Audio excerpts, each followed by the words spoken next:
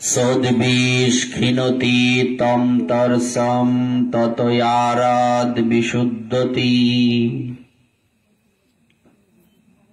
সাধু পুরুষেরা অবশ্যই সমদর্শী, কিন্তু তাহলেও দরিদ্রেরাই সহজে তাদের সঙ্গ লাভ করে থাকে, কারণ তাদের জীবনে ভোগ বিলাসের অবকাশই নেই। ভোগোন্মত্ততা মানুষকে সাধুসঙ্গ থেকে বিমুখ করে রাখে। তাদের মনে যদি কিছু ভোগাকাঙ্ক্ষা থেকেও থাকে, সাধুসঙ্গের ফলে সেই তৃষ্ণা তাদের ক্ষয় হয়ে যায় এবং অতি শীঘ্রই তাদের চিত্তের বিশুদ্ধি ঘটে থাকে।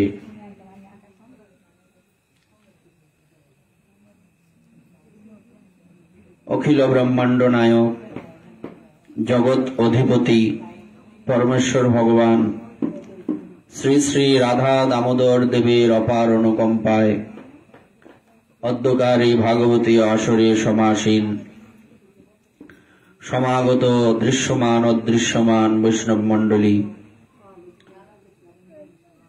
এবং আমার ভক্তিমতী মাতৃমণ্ডলিয়া, প্রত্যেকের শ্রী চরণ কমলে জানাই অগণিত দণ্ডবৎ প্রণতি এবং গৌর প্রীতি ও শুভেচ্ছা। গতদিন আমরা আলোচনায় এই অবধি ছিলাম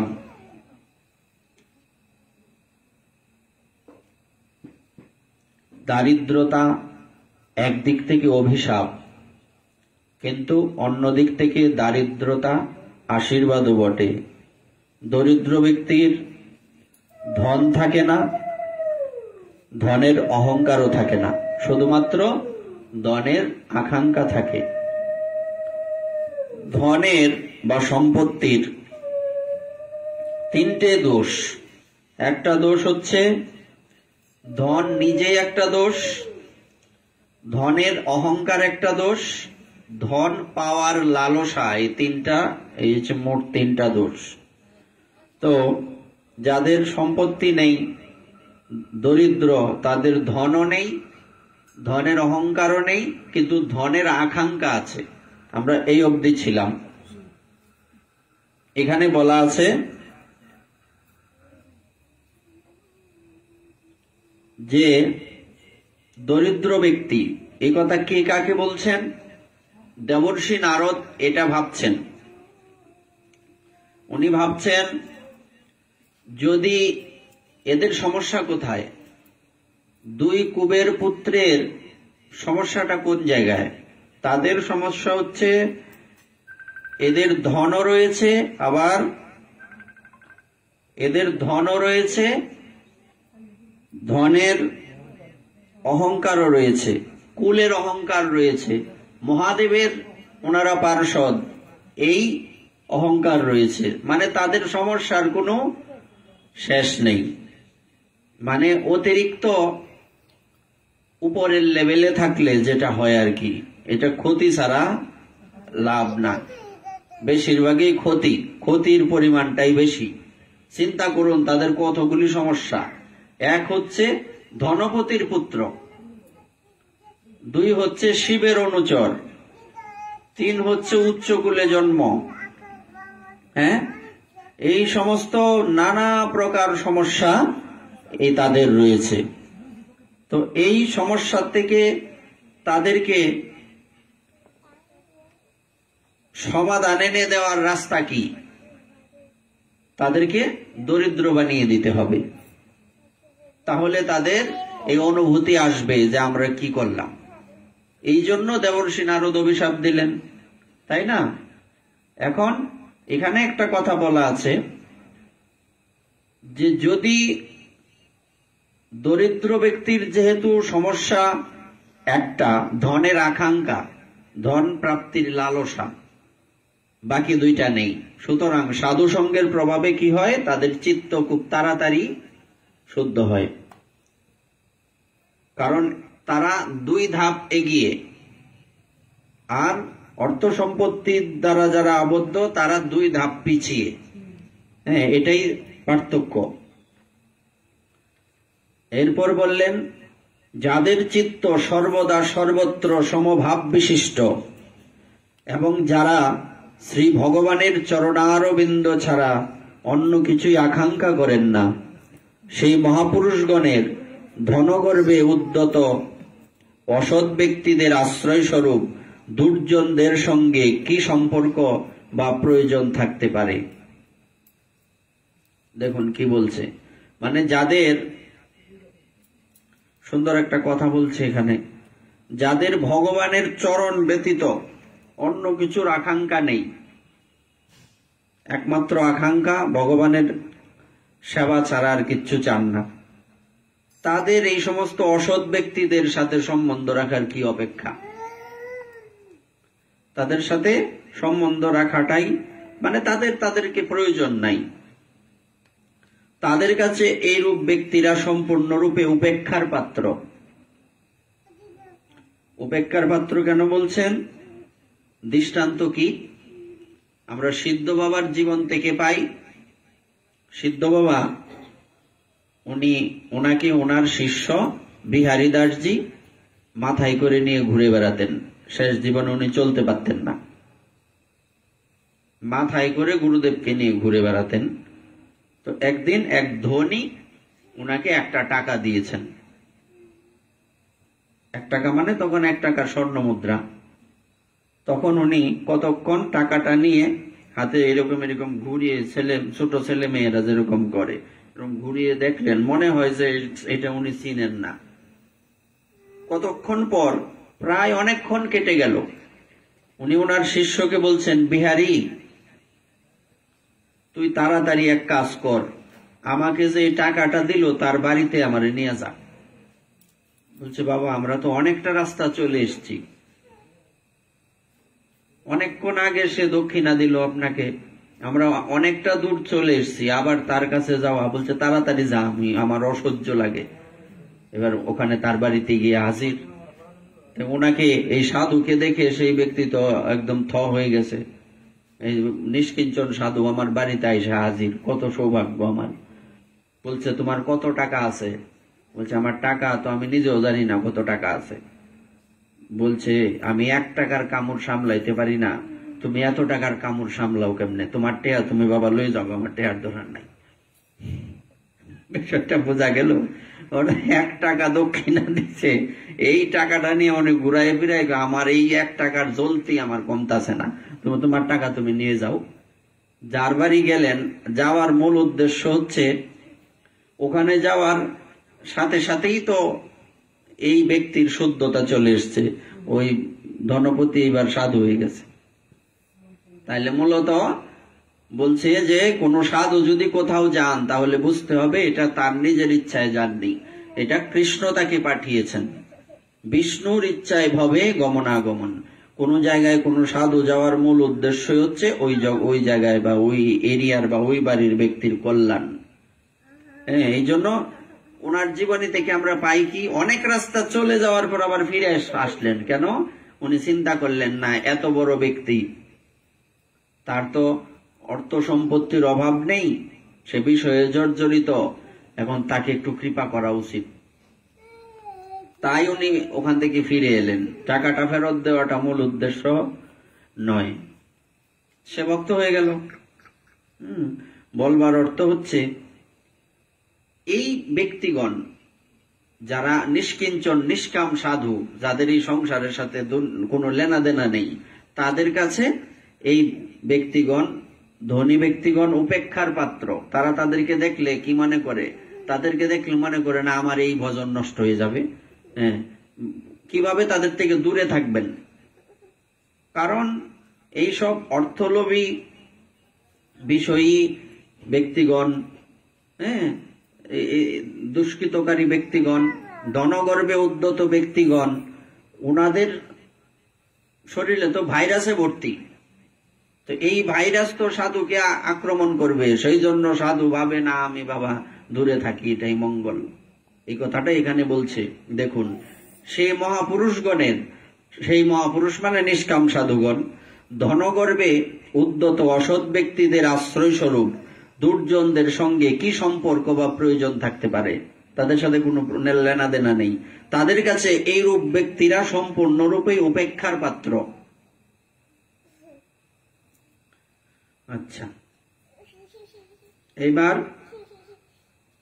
এই দুই যক্ষ বারণী মদিরা পান করে মত্ত এবং ধন সম্পদের গর্বেও এরা অন্ধ হয়ে রয়েছে।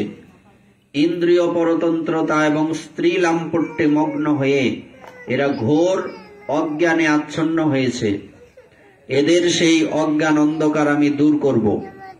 দেবর্ষি নারদ কি ভাবছেন কথাটা দেখুন, যে এদের সমস্যা কি?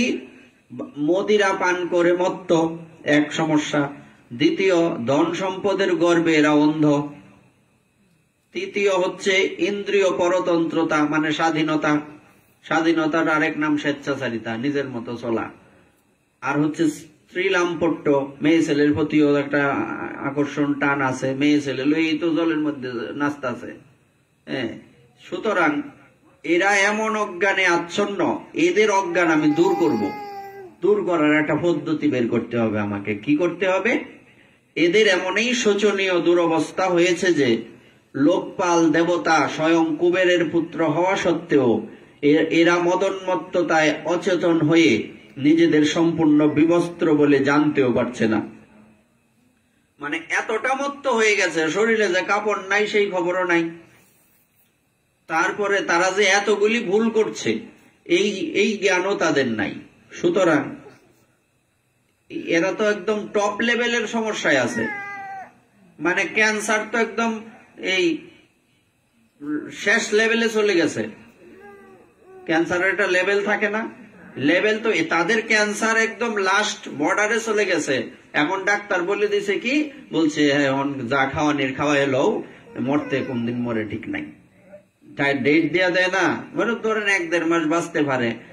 এই টাইপের ক্যান্সার তাদের ধরে ফেলছে। সুতরাং এদেরকে এই সমস্যার থেকে বের করতে হবে। এই রোগের ওষুধ আছে কেবলমাত্র কার কাছে? সাধুর কাছে।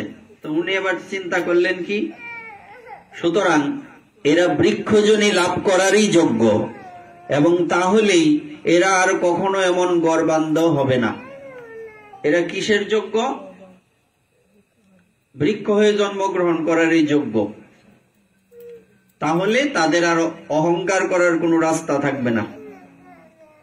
বৃক্ষরূপ প্রাপ্ত হলেও আমার অনুগ্রহে এদের পূর্ব স্মৃতি অক্ষুণ্ণ থাকবে, এবং সে অবস্থায় দিব্য শতবর্ষ কাটানোর পর এরা ভগবান বাসুদেবের সান্নিধ্য লাভ করে মুক্ত হয়ে তার চরণে পরাভক্তি লাভ করে পুনরায় নিজের লোকে প্রত্যাবর্তন করবে। ইনি কি বললেন? বৃক্ষ হবে। এটা একটা দিক থেকে বিচার করলে কি দেখা যায়, যে একটা ব্যক্তিকে অভিশাপ দিলেন আপনি, সে বৃক্ষ হয়ে যাবে। তো তার বিষয়টা কি, তার প্রতি কি কৃপা করা হয়েছে নাকি অভিশাপ দেওয়া হয়েছে? এত বড় অভিশাপ আর আছে নাকি? কৃপা তো পরের হিসাব। সে তো প্রথমেই বলছে বৃক্ষ হয়ে জন্মগ্রহণ করো। তো বৃক্ষ হয়ে জন্মগ্রহণ করছে, এটা হচ্ছে অভিশাপ, কিন্তু কৃপাটা কি করছে? পরের কথাটা যেটা বললেন, যে বৃক্ষরূপ প্রাপ্ত হলেও আমার অনুগ্রহে এদের পূর্ব স্মৃতি অক্ষুণ্ণ থাকবে। তারা কি কারণে বৃক্ষ হয়েছে এই চিন্তাটা তাদের মাথায় থাকবে। তার মানে সমস্যার সমাধান হবে। আর আমরা তো স্বাভাবিক অবস্থায় কি করি, এক জন্মেরটা আরেক জন্মে মনে রাখতে পারি না। আজকে সকালেরটাই বিকালে ভুলে যাই, জন্ম তো পরের কথা। কিন্তু বলা হচ্ছে যে এরা কি করবে, আমার অনুগ্রহে এদের এই কথা মনে থাকবে বৃক্ষ হইলেও।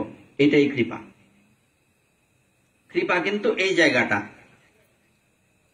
শ্রী সুখদেব বললেন, দেবর্ষি নারদ এই কথা বলে সেখান থেকে ভগবান নরনারায়ণের আশ্রমে চলে গেলেন। নরনারায়ণের আশ্রমে কেন গেলেন? অভিশাপ বা বরদানের ফলে তপস্যার ক্ষয় হয়। যক্ষদ্বয়কে অভিশাপ দেওয়ার পরেই নরনারায়ণ আশ্রমে যাত্রা করার উদ্দেশ্য পুনরায় তপসঞ্চয় করা। কোন সাধু যদি কাউকে অভিশাপ দেন, এতেও তপস্যার ক্ষয় হয়।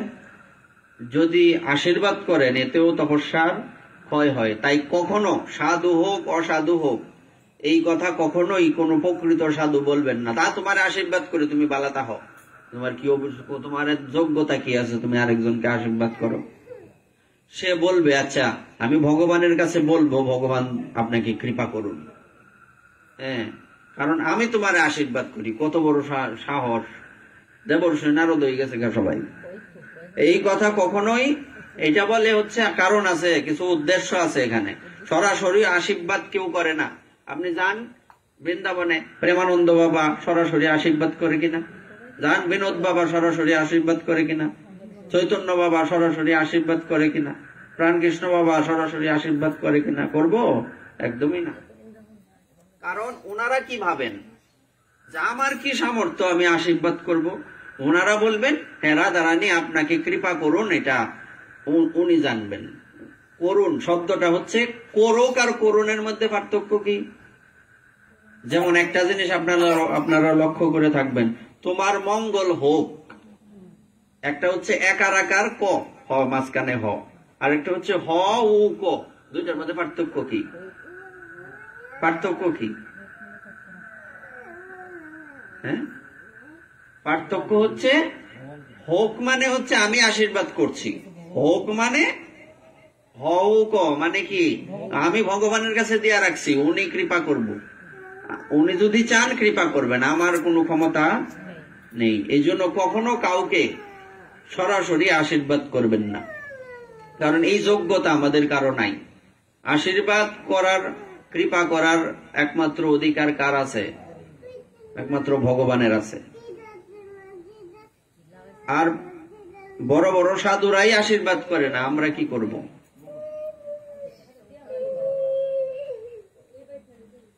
আকাশের এনে যাও, যাও এইদিকে যাও, যাও আকাশের কাছে যাও,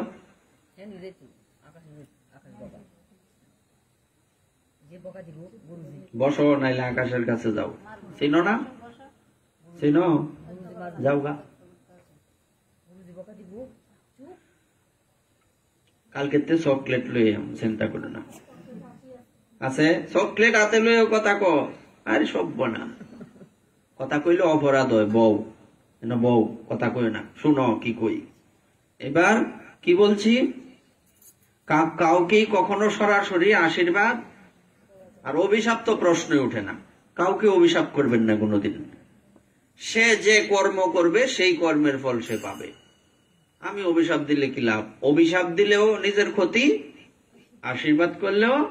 এই জন্য দেবর্ষি নারদ এত বড় সাধু মহাপুরুষ, উনি সাক্ষাৎ ভগবানই বটে।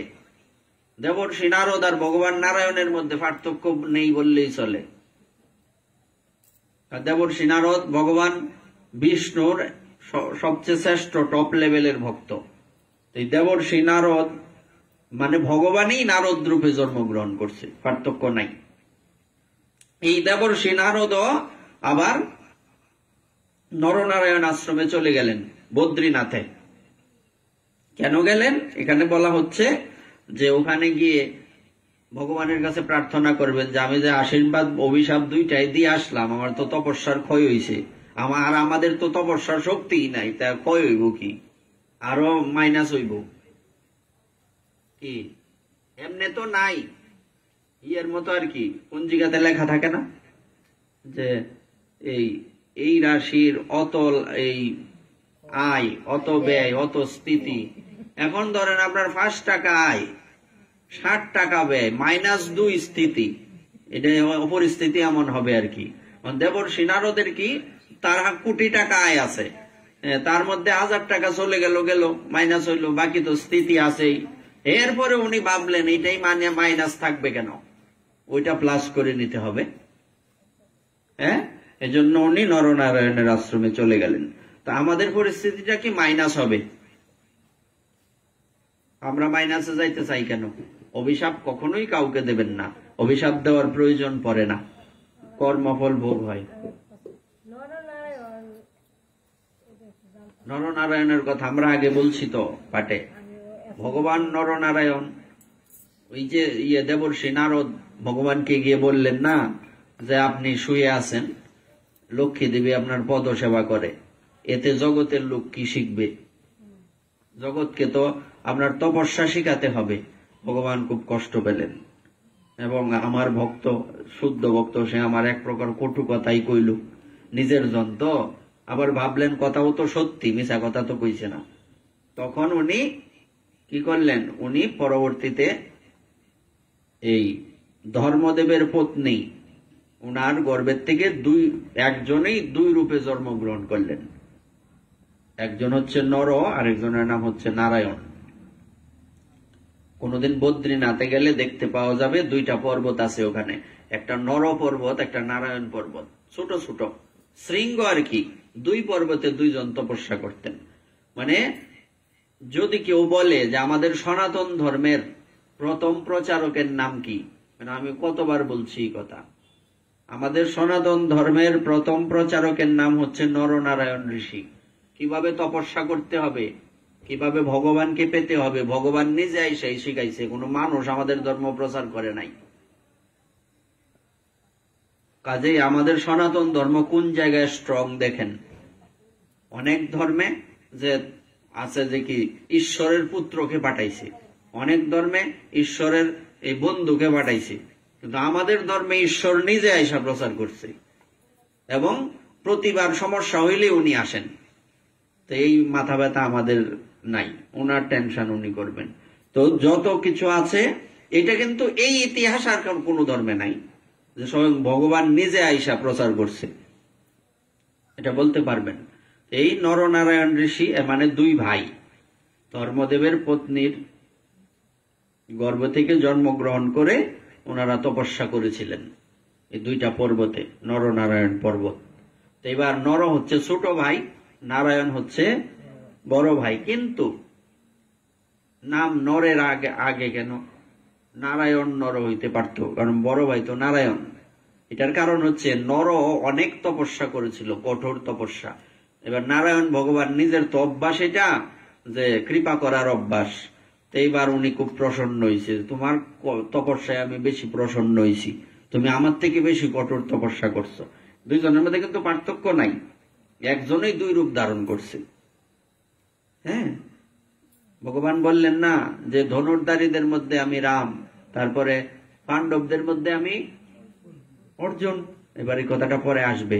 তো এইরকম দুইয়ের মধ্যে কোন, কৃষ্ণ আর অর্জুনের মধ্যে কোন তেমন পার্থক্য, হালকা পার্থক্য, তেমন পার্থক্য নেই। তেমনি নরনারায়ণের মধ্যেও কোনো পার্থক্য নেই। এবার তোমার তপস্যায় আমি প্রসন্ন হয়েছি, তুমি আমার কাছে বর চাও। তো বর আর কি চাইবো, আপনার সাথে সব সময় থাকি, এর থেকে বড় পাওয়া আর কি? আমার তো খিদা থাকলে না আপনার কাছে চাইবো, আমি তো পূর্ণ, আমি অপূর্ণ থাকলে না আপনার কাছে চাইতাম আমার এটা নাই, আমার এটা দেন। আমার তো সবই আছে, আপনি আমার কাছে আছেন মানে আমার সব আছে। সুতরাং এই আমার কোনো বর লাগবে না। হঠাৎ একদিন বলছে যে দাদা আমার একটা তো মনের মধ্যে আকাঙ্ক্ষা আসছে। তোমার আবার আকাঙ্ক্ষা? বর চাইতে বললাম, চাইলা না, আবার কোথার থেকে আকাঙ্ক্ষা আসলো? বলছে আমার আকাঙ্ক্ষা আপনি আমার রথের সারথি হইতেন। এইটা কিভাবে সম্ভব? আমরা সাধু মানুষ, রথ ফায়াম কই, জটামোটায় ভর্তি সারা শরীরের মধ্যে, ওই পর্বতে তপস্যা করি, রথ দিয়ে আমরা করি কি? রথের তো আমাদের দরকার নেই, আমাদের রথ তো আমাদের ওই রথ। বলছে আমার ইচ্ছা জাগছে।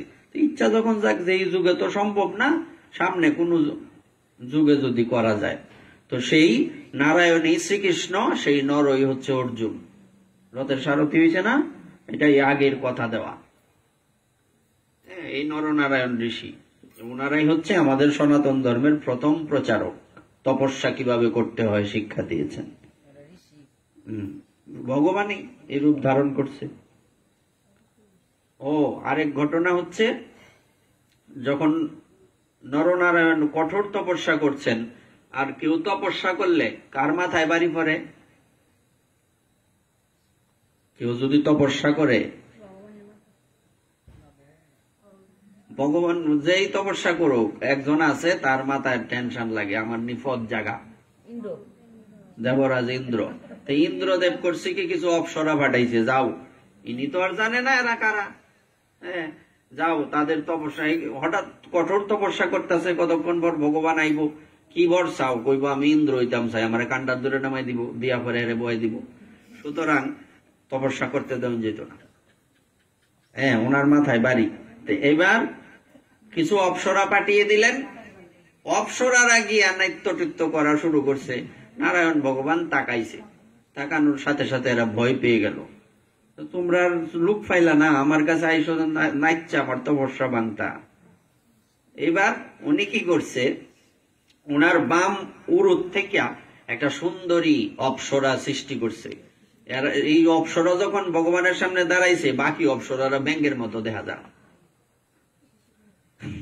কথাটা বোঝা যায়? এই পৃথিবীর যারা বিশ্ব সুন্দরী, এরা স্বর্গের অপ্সরার কাছে হইল ব্যাঙের মতো, স্বর্গের অপ্সরারা হইল বৈকুণ্ঠের অপ্সরার কাছে ব্যাঙের মতো। মানে ধাপ তো আছে। তো এরকম গোলকের যারা গোপীগণ, ইনারা হচ্ছেন সবার থেকে বেশি সুন্দরী, তাদের কাছে কারোরই কোনো তুলনা চলে না। হ্যাঁ, তো এরকম তোমরা আর মানুষ পাইলে না খুঁজা, আমার তো বর্ষা হ্যাঁ ওরা তৈরি করলেন। এটা যাও তুমি ইন্দ্র রে নিয়ে এটা ভেট দিবা, গিয়া কইবা আমার তরফ থেকে দিছি। বুঝা গেল বিষয়টা? কারণ ভগবানের তপস্যা ভাঙ্গা কি সম্ভব নাকি? উনি স্বয়ং ভগবান বলে কথা। এইবার কি ঘটনা, ইন্দ্রদেব পরে বুঝতে পারলেন যে সর্বনাশ করছি। উনি পরে আইসা ক্ষমা চাইলেন, যা আমার তো এমনি মাথায় বাড়ি, আমার পদ নিয়ে টেনশন, আমি তো আর জানি না আপনি নিজে তপস্যা করতে আসছেন, আমায় ক্ষমা করুন। বলছে না, আমি তো অপরাধ নিছি না, তোমার এটা তো বৈশিষ্ট্য হইয়া না, আমার কইলে কি লাভ। এরকম আর কি। এই হচ্ছে নরনারায়ণ ঋষি। আরো অনেক সুন্দর কথা আছে নরনারায়ণ সম্বন্ধে। এরপর যক্ষদ্বয়কে যে অনুগ্রহ করেছি তা পূর্ণ করতে হলে তপস্যা করা আবশ্যক।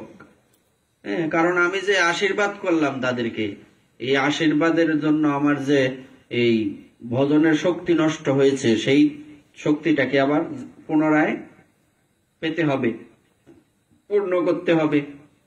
মোবাইলের চার্জ গেলে যেরকম আবার চার্জ দিতে হয়, এরকম তা আমার ব্যাটারিটা একটু চার্জ করে নিয়ে আসি। নিজ আরাধ্য গুরুদেব শ্রী নারায়ণের সকাশে নিজের কৃতকর্ম নিবেদন করার জন্য যাই ভগবানের কাছে গিয়া বলি যে প্রভু এই ব্যাপার, আমি তাদেরকে অভিশাপ দিয়ে আসছি, এটা তো আমার মানে একজন যিনি কারো আনুগত্যে থাকেন, অনুগত ভক্ত বা অনুগত ব্যক্তি, অনুগত ব্যক্তির বৈশিষ্ট্য কি? আমি কারো অনুগত, এটার প্রমাণ কি? বৈশিষ্ট্যটা কি?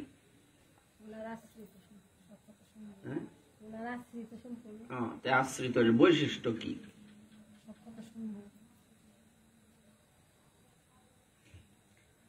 একজন অনুগত ভক্তের বৈশিষ্ট্য হচ্ছে তার জীবনটা খোলা বইয়ের মতো, সব পৃষ্ঠা ইচ্ছা করলে আমি পড়তে পারবো। ভাগবত ভগবান আমাকে বলবেন না যে না এই পৃষ্ঠায় গোপন কথা লেখা, তুমি এটা বাইর করতে পারতা না। এরকম আছে কি? একজন অনুগত ভক্ত যার আনুগত্যে আছে গুরুদেব, সেই গুরুদেবের কাছে তার জীবনটা একটা খোলা বইয়ের মতো, তার কাছে কোনো গোপনীয়তা নাই, তার জীবনে আর পিছনে ফিরে তাকাতে হবে না। তুমি যদি জীবনে 1 নম্বর হইতে চাও, আমরা বলছি যে ভগবানের ভক্ত হইতে গেলে, ভগবানের কৃপা পাইতে গেলে সবার 100 পাউন্ড লাগবো, 99 পাইলেও আরেক জন্ম লাগবো, মাপ নাই। 99.99 হইলেও লাভ নাই, আরেকবার আউন্ড লাগবো, 100 পাউন্ড লাগবো। এবার 100 পাইতে গেলে সবচেয়ে সহজ কি? মুখে বলা সহজ কথাটা, কিন্তু এটা করা অত্যন্ত কঠিন।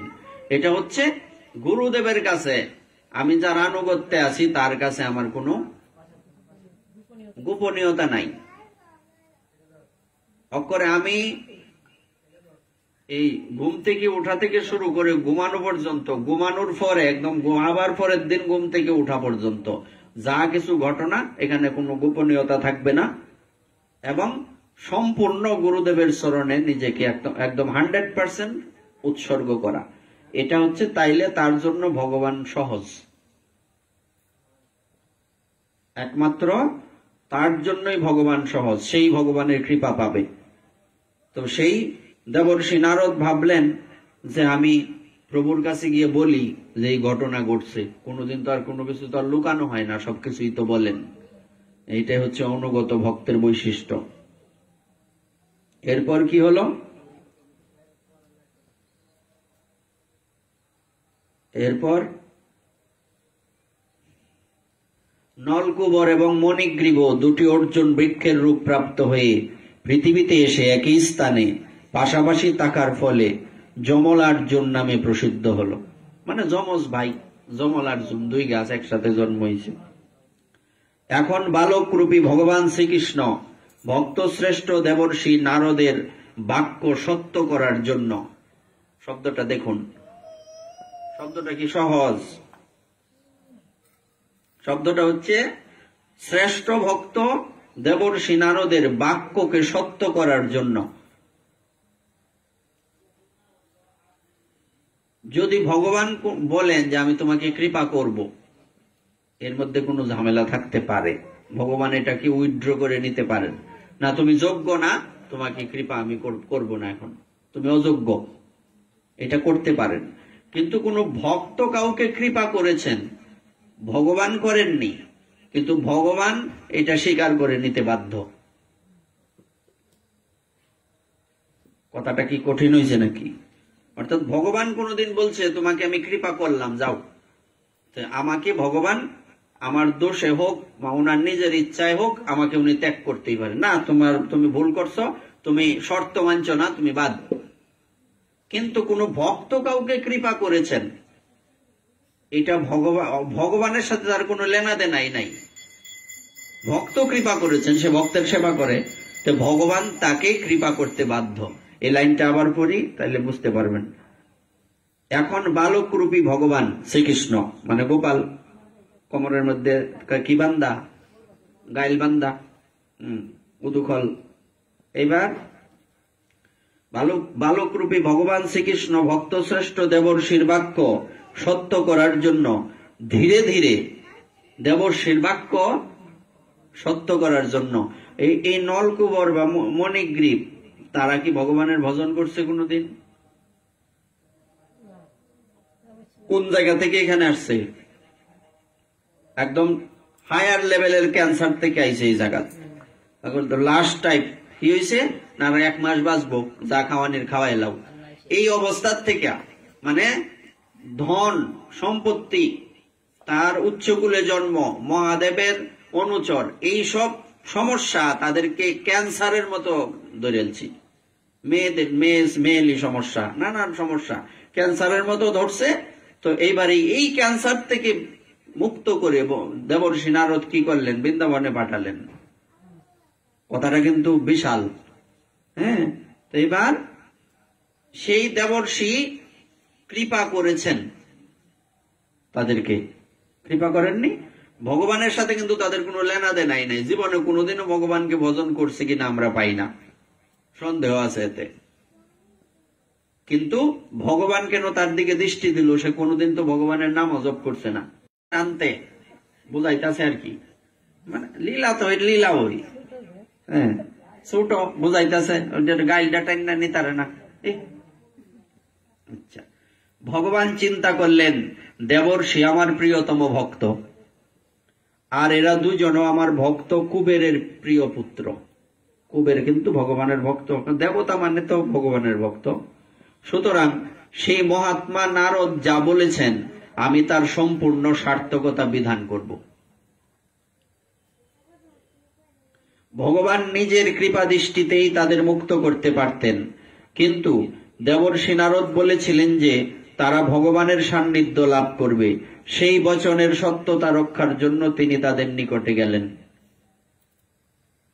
এইরূপ চিন্তা করে ভগবান শ্রীকৃষ্ণ সেই বৃক্ষ দুটির মধ্যবর্তী স্থানে প্রবেশ করলেন। দুই বৃক্ষের মাঝখান দিয়ে গেল, এবার সামনে গেলেই তো দড়িটা গাছে আইলে গাইলটা দুইটা গাছের মধ্যে পড়তো না, এরকম। বৃক্ষদ্বয়ের মধ্যস্থলে প্রবেশের তাৎপর্য এই যে ভগবান যার হৃদয়ে প্রবিষ্ট হন তার জীবনে আর কোনো ক্লেশের অস্তিত্ব থাকে না। দুই বৃক্ষের মাঝখানে প্রবেশ করলো মানে বুঝাইতেছে না অন্তরের মধ্যে প্রবেশ করলো। তাছাড়া বৃক্ষ দুটির মাঝখান দিয়ে না গেলে দুজনকে একই সঙ্গে উদ্ধার করাই বা যাবে কিভাবে?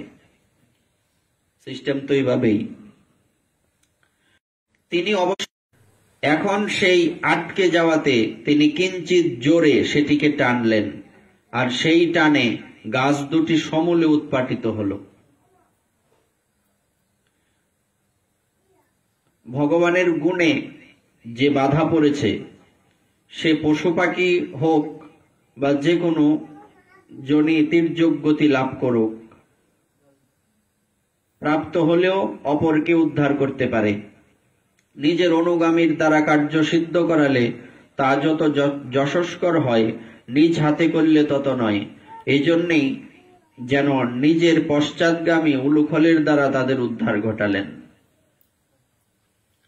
মানে ভগবান নিজে কৃপা করলে যতটুকু মহিমা প্রকাশিত হয়, তার থেকে বেশি মহিমা প্রকাশিত হয় তার ভক্তের দ্বারা কৃপা করলে।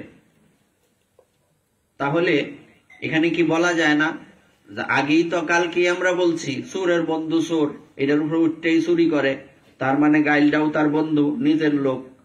তো এইবার উনি চিন্তা করলেন আমি ধাক্কা দিলেই তো পড়ে জায়গা, কিন্তু আমি ধাক্কা দিতাম না, এতে মহিমা কম প্রকাশিত হবে। গাইলটা দিয়া টান দিলে তা আমার নিজের লোকে টান না ফেলছে, এতে সুবিধা। মানে উনি নিজে সরাসরি যে কৃপা করেন না, এটা হচ্ছে তার প্রমাণ যে আমি নিজে না কোনো কিছুকে।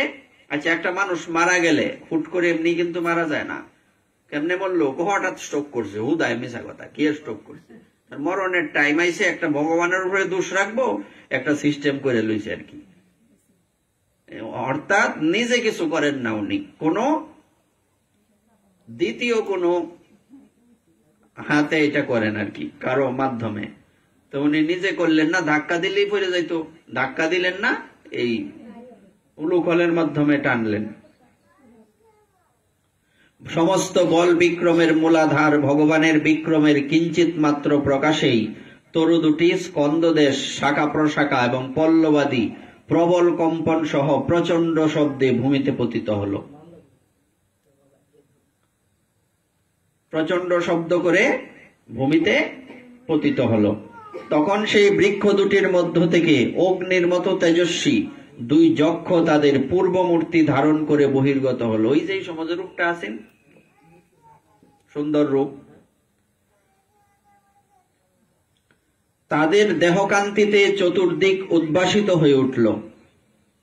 এখন সর্বমালিন্য মুক্ত সেই দুটি যক্ষ নিখিল ভুবননাথ শ্রীকৃষ্ণের চরণে মস্তক স্থাপন করে প্রণতি জানালো এবং করজোরে তার উদ্দেশ্যে এই প্রকার স্তুতি করতে লাগলো। অর্থাৎ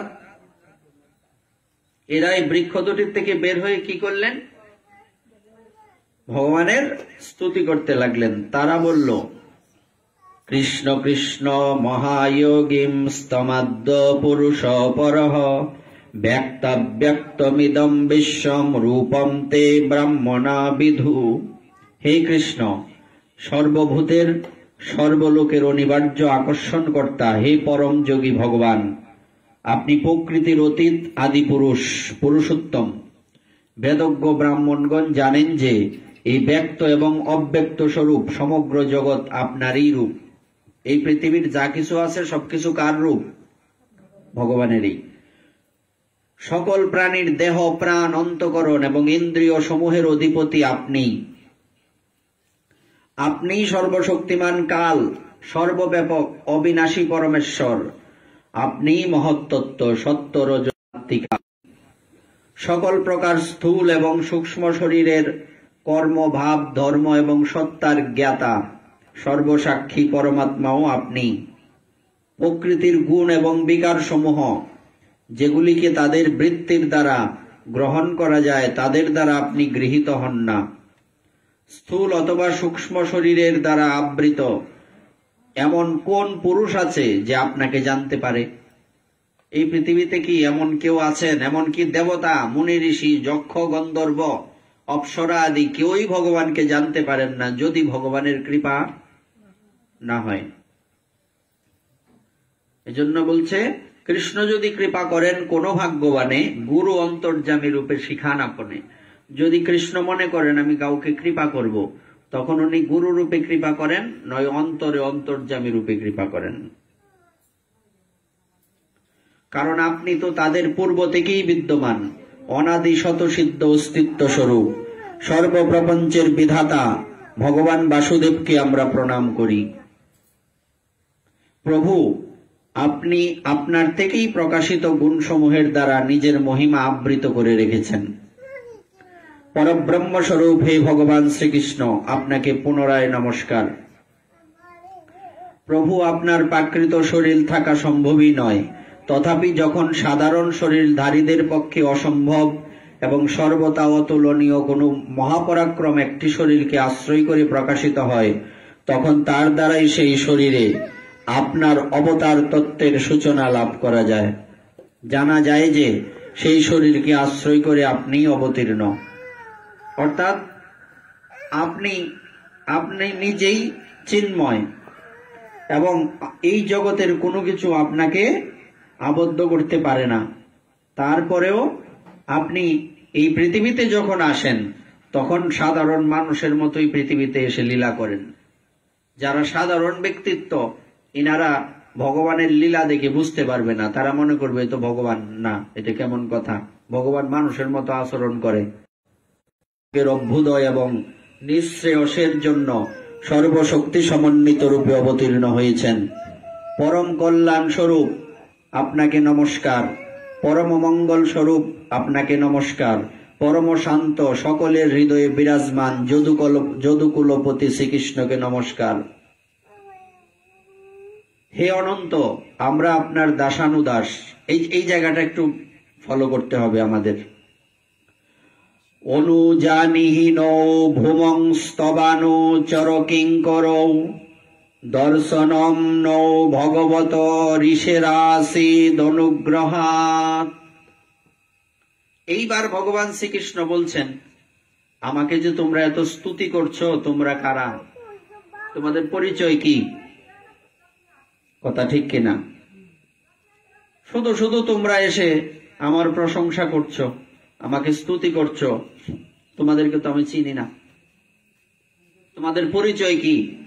এখন ইনারা এরকম পরিচয় দিতে পারতেন না?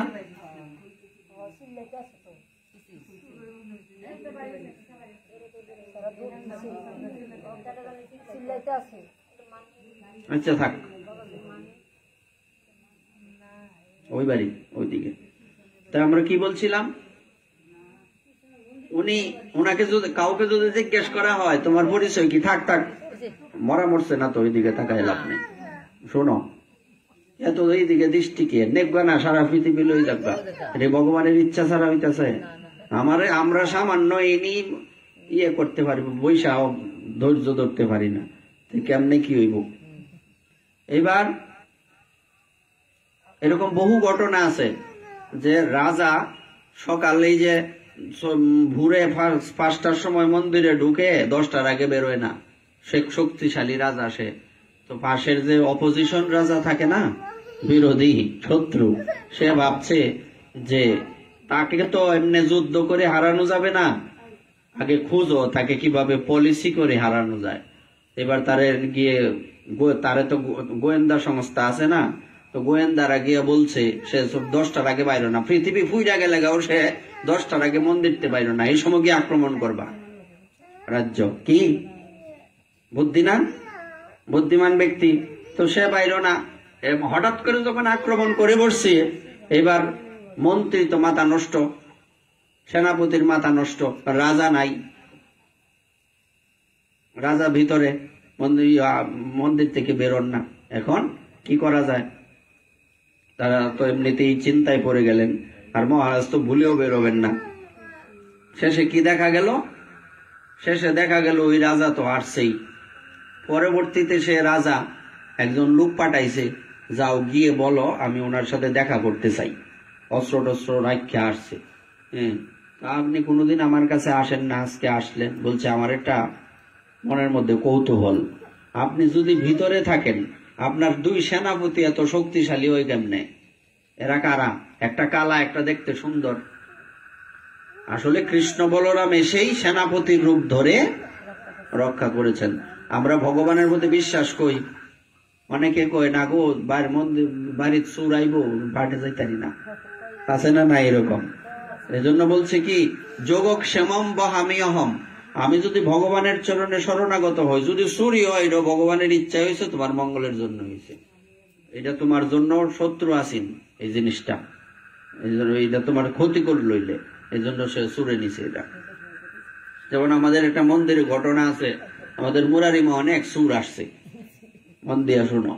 সুর আসছে, আইসা একটা থাল, গ্লাস, একটা বাড়ি, ব্যক্তি রুফা, এইগুলি, এই তুমি আকাশের কাছে যাও না কেরে,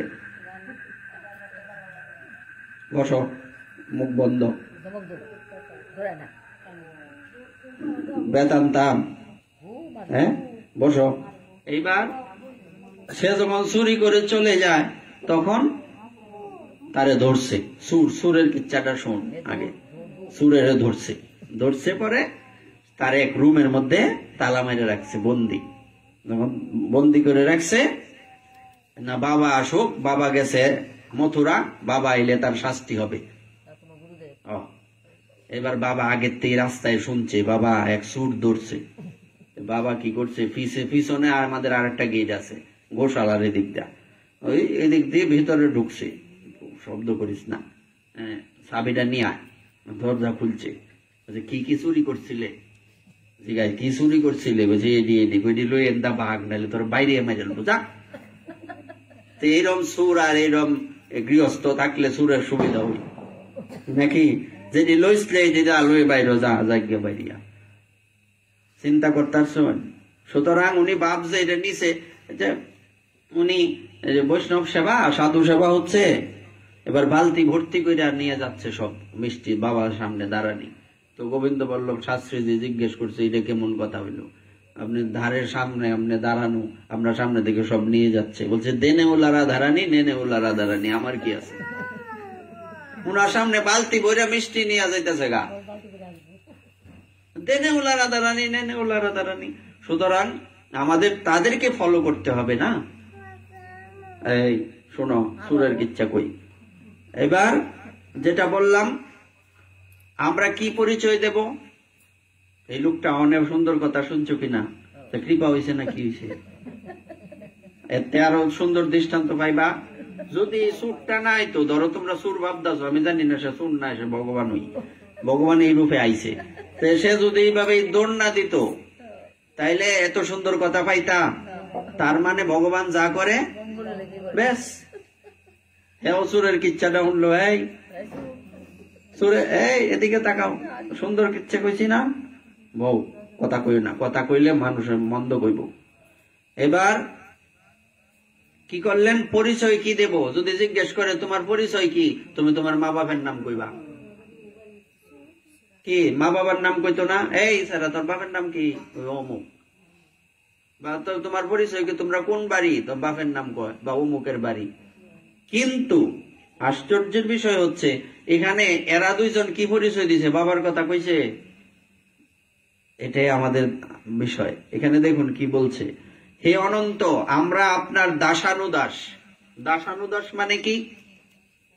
দাসের অনুদাস। আমি দাসের অনুদাস মানে কি? এখানে তিনজন ব্যক্তি না? হ্যাঁ, ভগবান উনি হচ্ছে প্রভু, দাস উনার দাস হচ্ছেন গুরুদেব, আর আমি হলাম গুরুদেবের দাস। এ হচ্ছে দাসানুদাস, দাসের অনুদাস। বোঝা গেল? এবার ইনি বলছেন যে আমরা আপনার দাসানুদাস। কিরকম দাসানুদাস? এখানে ওনাদের বাবার পরিচয় দিলেন না। দিছে? বাবার পরিচয় দিলেন না। কি পরিচয় দিলেন? না, ভগবানের পরিচয় দিলে লাভ নাই। দাসানুদাস কি পরিচয়? এটা লাইনটা মনে বন্ধ নাকি আকাশ? আচ্ছা, দাসানুদাস চলে না বোধহয়। আচ্ছা, পরিচয় কি দিছে? কেন এই পরিচয়? কেন বাপের নাম কইলো না? তার বাপের তো পরিচয় আরো বেশি, অনেক ভালো পরিচয়, ধনপতি কুবের। বাপের নাম কইছে কি কইছে?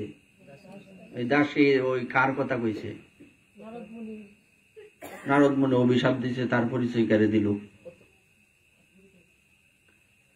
অর্থাৎ ভগবান যখন বললেন আমি তোমার পরিচয়, তোমাদের পরিচয় কি, তখন উনি কি পরিচয়, ওনারা পরিচয় দিলেন, আমরা হলাম আপনার দাসানুদাস। আপনার দাস হচ্ছে দেবর্ষি নারদ, আমরা দেবর্ষি নারদের কৃপায় আপনার কৃপা পাইছি। তার মানে হইল কিনা? এই জন্য এই কথাটা বলছে। আপনি দয়া করে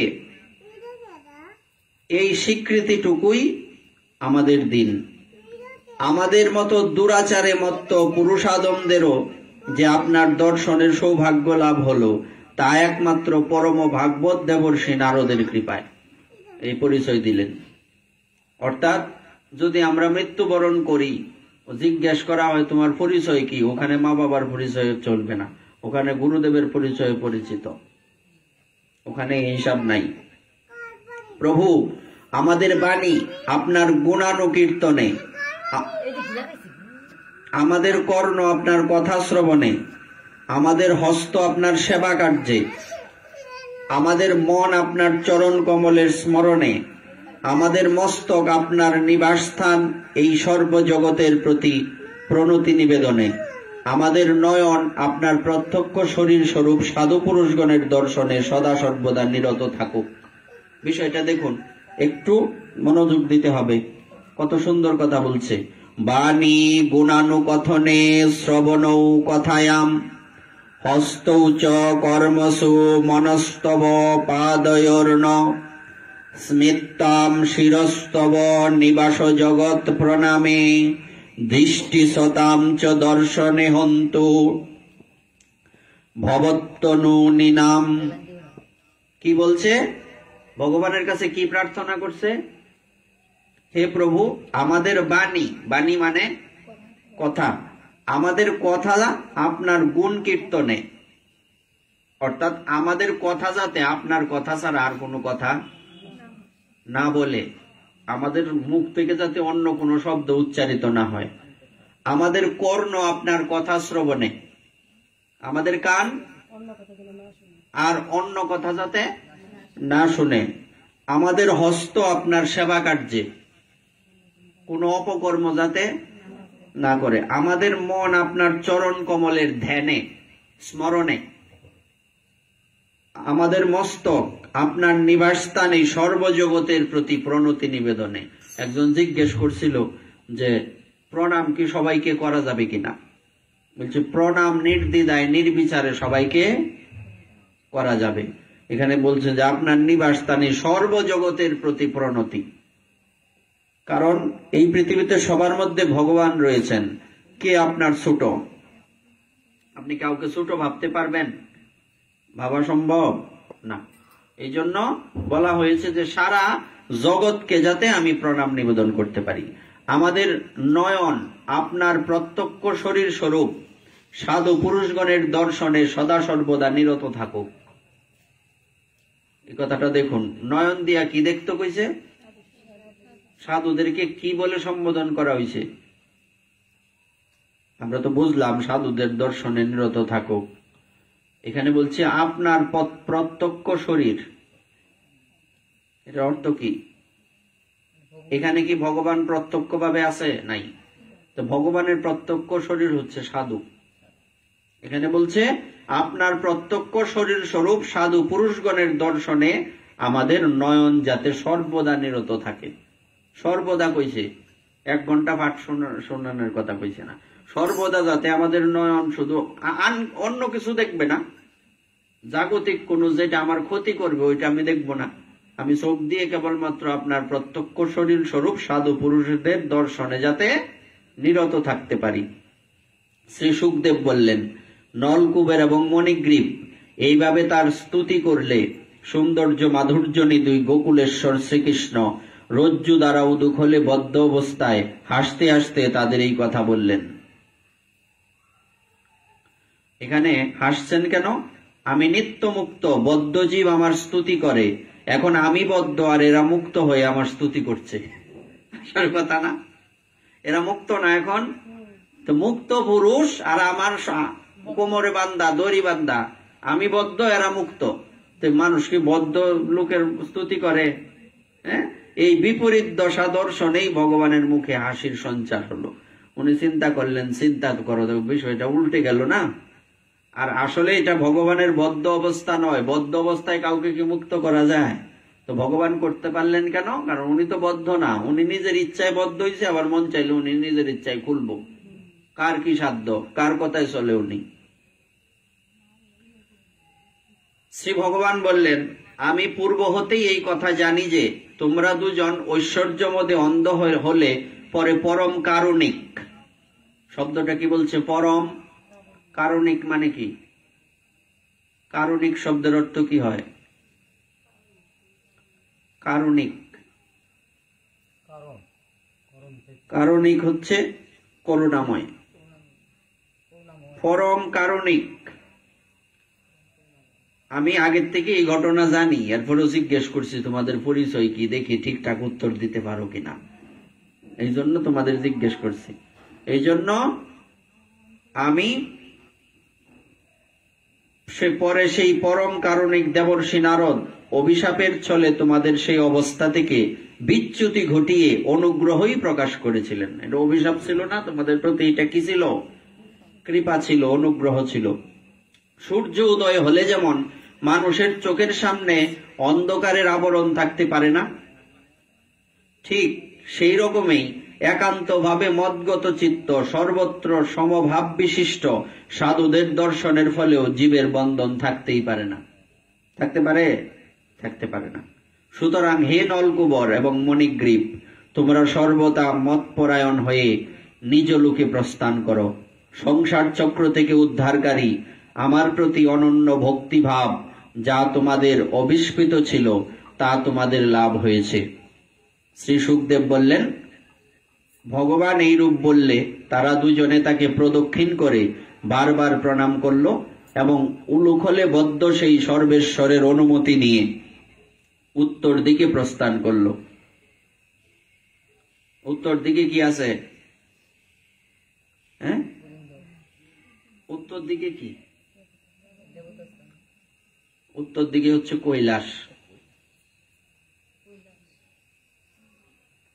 উত্তর দিকে কি দাঁড়ায়? কৈলাস না? উত্তরে কৈলাস। উত্তরে যে কৈলাস, দক্ষিণে সমুদ্র, উত্তরে কৈলাস। উত্তরে যে কৈলাস, ওনারা তো শিবের অনুচর, তো কৈলাসের দিকে যাত্রা করলেন, উত্তর দিকে। আর আদতেই সাধু পুরুষগণের গতি উত্তর দিকেই হয়। দক্ষিণে হচ্ছে নরকের মুখ, দক্ষিণে হচ্ছে নরক। দক্ষিণ দিকে কেউ যান না। যারা ভগবানের ভজন করেন সাধু, ইনারা উত্তর দিকে যান। দেবর্ষি নারদের জীবনীতে আছে, চাতুর্মাস্য ব্রত করতে আসছিলেন না, ইনারা উত্তর দিকে গেছে। দেবর্ষি নারদ মায়ের মৃত্যুর পরে উত্তর দিকে গেছে, সবাই উত্তর দিকেই যায়। মানুষ মরলে কোন দিকে মুখ দেয়? বুঝো এবার কথার অর্থ মিলছে? কোন দিকে মুখ দেয়? কারণটা কি? দক্ষিণে হচ্ছে নরক, ওই জন্য দক্ষিণ দিকে মুখ দিয়া কাষ্ট করা হয় না, উত্তরে মুখ দেওয়া হয়। তাহলে আমরা কি বুঝলাম? এই জন্য ওনারা উত্তর দিকে প্রস্থান